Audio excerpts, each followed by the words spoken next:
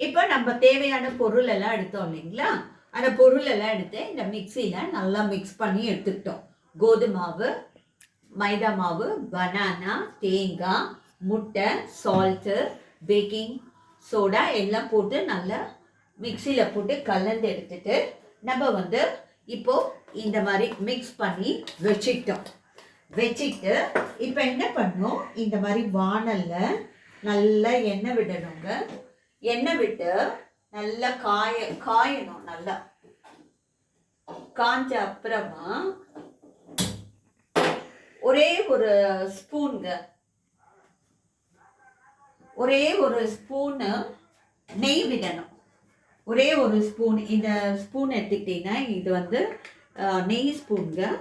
இந்த நெய் ஸ்பூனில் ஒரே ஒரு ஸ்பூன் நெய்யை வந்து அந்த எண்ணெயில் விட்டு கலந்துக்கிறோம். கலந்துட்டா அந்த டேஸ்ட் வந்து ரொம்ப நல்லா இருக்குங்க. நீங்களும் ட்ரை பண்ணி பாருங்கள், அவ்வளோ டேஸ்ட்டாக இருக்கும். நீங்கள் பூரி செய்யும்போது கூட அந்த பூரி எண்ணெயில் ஒரு ஸ்பூன் நெய் சேர்த்துக்கிட்டிங்கன்னா அந்த எண்ணெயில் அவ்வளோ நல்லா மணமாக இருக்குங்க. இப்போது நான் வந்து இந்த ஒரு கரண்டி எடுத்து எண்ணெயில் அப்பம் பண்ணுறேங்க. இப்போ இந்த மாதிரி விட்டுட்டா நல்லா இப்போ பார்த்தீங்கன்னா ஃப்ளஃபியாக வருதுங்க. நல்லா எண்ணெயில் பொரிஞ்சு வரணும்.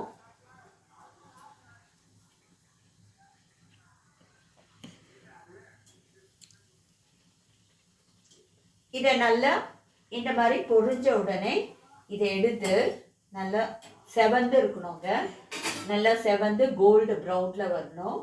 அதை வந்து கொஞ்சம் அழுத்தம் கொடுத்து இப்படி எடுத்துட்டிங்கன்னா அது உள்ளே வந்து அந்த எண்ணெய் வந்து வடித்து இப்படி எடுத்துடுங்க. எடுத்துட்டு நம்ம நெக்ஸ்ட்டு இந்த மாதிரி ஒன்று ஒன்றா விட போகிறோங்க. ஒன்று ஒன்றா விட்டு எண்ணெயில் நல்லா பொரிஞ்ச அப்புறமா இப்படி திருப்பி விட்டு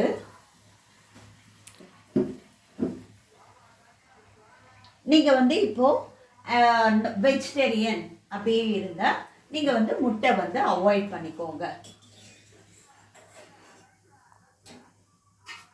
இந்த மாதிரி கொஞ்சம் நிறைய எண்ணெய் பிடிக்காமல் இருக்கும், உடம்புக்கும் நல்லதில்லை. அதனால இந்த மாதிரி கொஞ்சம் அழுத்தம் கொடுத்து எடுத்துட்டிங்கன்னா இந்த மாதிரி வருங்க. இந்த மாதிரி வந்ததுன்னா நீங்கள் வந்து இதை நல்லா சாப்பிட்டு ஜாலியாக என்ஜாய் பண்ணலாங்க. தேங்க்யூங்க.